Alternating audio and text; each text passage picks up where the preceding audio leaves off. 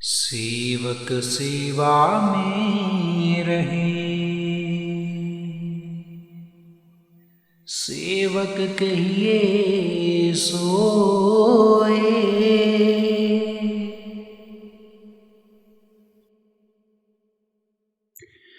आज 10 नवंबर का दिन है और आज बाबा जी ने डेरे में सत्संग फरमाया। यह सत्संग बहुत ही छोटा था। करीब 50 मिनट तक बाबा जी ने अपने प्यारे वचन फरमाए। और जब बाबा जी सत्संग फरमाने के लिए स्टेज पर आए तो पंडाल में शब्द गाया जा रहा था, दुख भंजन तेरा नाम जी, दुख भंजन तेरा नाम। और आज सत्संग में बाणी ली गई तुलसी साहब महाराज जी की, जो कि थी दिल का हुजरा साफ कर जाना के आने के लिए। इस सत्संग की शुरुआत में बाबा जी ने फरमाया कि ये तुलसी साहब महाराज जी की बाणी है। सत्संग की शुरुआत की गई कि दिल का हुजरा साफ कर जाना के आने के लिए। बाबा जी ने फरमाया कि देखो, ये जरूरी नहीं है कि कुछ गंदा हो जाए तभी हमें उसे साफ करना चाहिए। हम देखें कि हम अपने घर की सफाई हर रोज़ करते हैं ताकि उसमें मैल न जम जाए, गंदगी इकट्ठी ना हो जाए, और साफ सुथरा घर ही हमारे बैठने के लायक है। अब हम जहाँ पर देखें कि हुजरा किसे कहा जाता है, हुजरा हमारे दिल का एक कोना होता है। अगर हम अपने दिल को साफ रखेंगे तब ही जे मालिक के बैठने के लायक बनेगा। और आप जी ने गुरबाणी की तुक फरमाते हुए कहा कि जन्म जन्म की इस मन को मन लागी।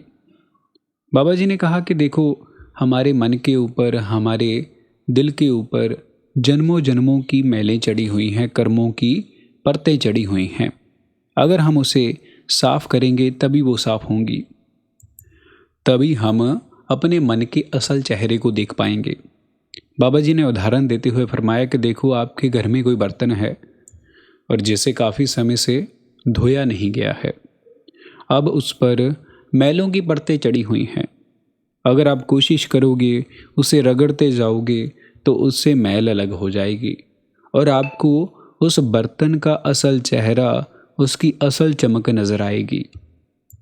इसी प्रकार हमारा मन है। हमारे मन के ऊपर भी कर्मों की अनेकों परतें चढ़ी हुई हैं और काम, क्रोध, लोभ, मोह, अहंकार की मैल इकट्ठी हुई है। अगर हम इसे दूर करेंगे तभी हमें इस मन का असल चेहरा, इसकी असल चमक नजर आएगी। बाबा जी फरमाते हैं कि देखो, मन बहुत सच्चा सुच्चा था, इसकी अवस्था कुछ और है। आप जी ने गुरबाणी की तुक फरमाते हुए कहा कि देखो, आप जी लिखते हैं कि मन तू ज्योत स्वरूप हैं, अपना मूल पहचान। बाबा जी ने कहा कि देखो, इसका असल स्वरूप प्रकाश है और ये गंदगी इसने अपने रास्ते में इकट्ठी की है। और बाबा जी ने आगे फरमाया कि हम मालिक की तरफ, उसकी याद में, परमार्थ की ओर तो सभी चलते हैं, पर हमें जब तक असल युक्ति का नहीं पता तो हमें परमार्थ का असल ज्ञान प्राप्त नहीं होगा। आप जी फरमाते हैं कि देखो, हम परमार्थ के नाम पर बाहरी रस्मों, कर्मों में उलझ कर रह जाते हैं। आप जी कहते हैं कि हमें ये सोचना चाहिए कि हमारा असल साथ कौन देगा, कौन हमारे साथ अंत तक चलेगा। जहाँ पर हम अपने शरीर की बात ही ले लें, ये तो शमशान घाट तक ही साथ निभा सकता है, इसके आगे नहीं चल सकता। आप जी ने नौवें पातशाही जी की तुक फरमाते हुए कहा कि नाम रेहो साधु रेहो, रेहो गुरु गोविंद। आप जी फरमाते हैं कि यही चीज़ें जहाँ पर अटल हैं और कोई चीज़ हमारा साथ नहीं निभाएगी। हमें अपने शरीर का भी मान नहीं करना चाहिए। आप जी ने कहा कि हजूर जी इस दुनिया को तमाशा कहकर बयान करते थे। तमाशा हम किसे कहते हैं जिसका असल नहीं होता। अभी हमारा दायरा शरीर के साथ जुड़ा हुआ है और शरीर तक ही सीमित है, इसीलिए हमें ये सब सच लग रहा है और मोह माया के जाल में फंसे हुए हैं। और आप जी ने गुरबाणी की तुक लेते हुए फरमाया कि बाबा जग फाथा महाजाल, गुर प्रसादी उबरे सच्चा नाम संभाल। आप जी फरमाते हैं कि जे मोह माया की दलदल से हम आप उबर नहीं सकते। इससे किनारा नहीं कर सकते। ये गुरु की ही रहमत होती है जो हमें असल के साथ जोड़ देता है, हमें पार उतार देता है और हम इस दलदल से नाम और शब्द के सहारे से ही उबर सकते हैं, पार निकल सकते हैं, इसके बिना नहीं। फिर आगे बाबा जी ने एक कहानी फरमाते हुए कहा कि देखो, एक बच्चा अपने बाप के साथ मेला देखने के लिए जाता है और जब तक उसका बाप उसके साथ था तब तक उस बच्चे को वो मेला बहुत ही अच्छा लग रहा था।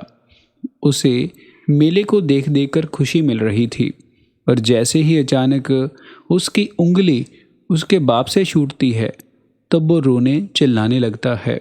जो चीज़ें उनको खुशी दे रही थी वो चीज़ें अब उसके दुख का कारण बन गई। अब हम जहाँ पर ये देखें, क्या हमने उस कुल मालिक की उंगल को पकड़ रखा है? क्या हम अपने बाप के साथ जुड़े हुए हैं? और बाबा जी ने ये कहा कि हम जहाँ तक कह देते हैं कि हमारे पास परमार्थ के लिए वक्त नहीं निकलता। और बाबा जी ने आगे फरमाते हुए कहा कि देखो भाई, हमें ये चीज़ समझ लेनी चाहिए अच्छे से कि हमने कर्मों का हिसाब किताब खुद देना है, किसी और ने नहीं। और हमें कर्मों से कैसे बचना है, अपने कर्मों को ख़त्म कैसे करना है, इसके लिए बाबा जी ने आगे तुक फरमाते हुए कहा कि शब्द कर्म की रेख कटावे, शब्द शब्द में जाए मिलाए। कि हमने उस शब्द का सहारा लेना है, तभी हमारा पार उतारा हो सकता है। और बाबा जी ने आगे फरमाया कि देखो भाई, हम इस दुनिया में बाहरी चीज़ों की ओर भागते फिर रहे हैं। किसी को धन दौलत चाहिए, किसी को कुछ चाहिए और किसी को कुछ चाहिए। और आगे बाबा जी ने सहजो बाई जी के उदाहरण देते हुए फरमाया कि देखो, सहजो बाई जी हमें फरमाते हैं कि धनवंते दुखिए सभी, निधन दुख का रूप। और बाबा जी ने आगे फरमाया कि देखो, हमें इस तमाशे से निकलकर असल की ओर आना है। आप जी फरमाते हैं कि देखो, उस कुल मालिक ने हमें एक दिल दिया था और उसमें भी हमने अनेकों इच्छाओं को जन्म दे दिया और हमारे मन के अंदर इतनी इच्छाएं हैं कि हमारी पूरी ज़िंदगी लग जाती है, तब भी ये इच्छाएं पूरी नहीं होती। आप जी ने गुरबाणी की तुक फरमाते हुए कहा कि आसा पर्वत जड्डियाँ, मौत तलावा हेठ। और हम जहाँ पर ये याद रखें कि यहाँ पर कोई भी चीज़ मुफ्त नहीं मिलती और जब हम उस मालिक के पास चले जाएंगे, क्या उसे क्या जवाब देंगे कि हमने इस दुनिया में जाकर कितनी धन दौलत बढ़ाई है, कितने बाल बच्चे पैदा किए हैं, कितनी कोठियाँ कारें बनाई हैं। आगे बाबा जी ने सत्संग में अलेक्जेंडर बादशाह की कहानी सुनाई। बाबा जी ने कहा कि देखो, वो दुनिया को जीतता जीतता ब्यास दरिया के किनारे आ पहुंचा और वहाँ पर एक साधु तपस्या कर रहा था। उसने उस साधु से पूछा कि तुम यहाँ पर क्या कर रहे हो? साधु ने कहा कि पहले मुझे तुम बताओ कि तुम यहाँ पर क्या कर रहे हो। कहता है कि मैं बादशाह हूँ, मैं दुनिया जीतने चला हूँ। फिर उस साधु ने कहा कि दुनिया जीतने के बाद क्या करोगे? उसने कहा कि मैं दुनिया जीतने के बाद आराम करूँगा। उस साधु ने कहा मैं तो पहले से ही आराम कर रहा हूँ। और आगे आप जी ने फरमाया कि देखो, वो अंत में बीमार पड़ जाता है। उसने कहा कि जो मेरी बीमारी दूर करेगा मैं उसे अपना सारा राजपाट दे दूँगा। और फिर जब उसकी बीमारी ठीक नहीं हुई, उसे लगा कि वो मृत्यु को पालेगा, तो उसने कहा कि मेरे दोनों हाथ कब्र से बाहर निकाल दिए जाएं, कि इस दुनिया को पता चल जाए कि मैं अंत में अपने साथ कुछ नहीं लेकर जा रहा। इसलिए बाबा जी ने आगे फरमाया कि देखो, हमें अपने असल के साथ जुड़ना चाहिए, अपने अंतर से उस मालिक की खोज करनी चाहिए, क्योंकि ये दुनिया के रंग तमाशे हमारे सुख के साधन जरूर बन सकते हैं पर हमें मुक्ति नहीं दिला सकते। और आप जी ने गुरबाणी की तुक फरमाते हुए कहा कि हर मंदिर इस शरीर है संतो। बाबा जी ने कहा कि देखो, आप जी अपने पवित्र वचन फरमाते हैं कि उस मालिक का असल मंदिर जी हमारा शरीर है। और हमें इसी से उस कुल मालिक की झलक मिलेगी।